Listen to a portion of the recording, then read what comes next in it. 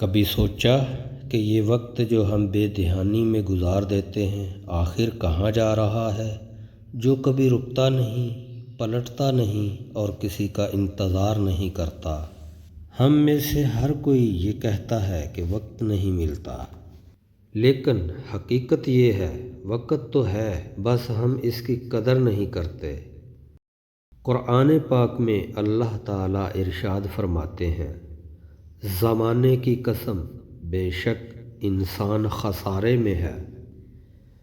یہ آیت ہمیں جھنجھوڑ کر بتاتی ہے کہ وقت کو ضائع کرنے والے ہمیشہ نقصان میں رہتے ہیں۔ ہم سوشل میڈیا، فضول باتوں اور دنیاوی مشغولیات میں گھنٹوں لگا دیتے ہیں، لیکن 5 منٹ بھی اپنے رب کے لیے نہیں نکالتے۔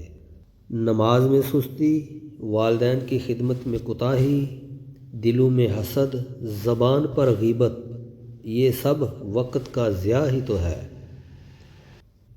آج ہم اپنے وقت کو سنوار لیں، نماز کی پابندی شروع کریں، اچھے اعمال کو اپنی عادت بنا لیں، تو یہی وقت ہماری آخرت سنوار دے گا۔ یاد رکھو، وقت نہیں بدلے گا، ہمیں خود بدلنا ہوگا۔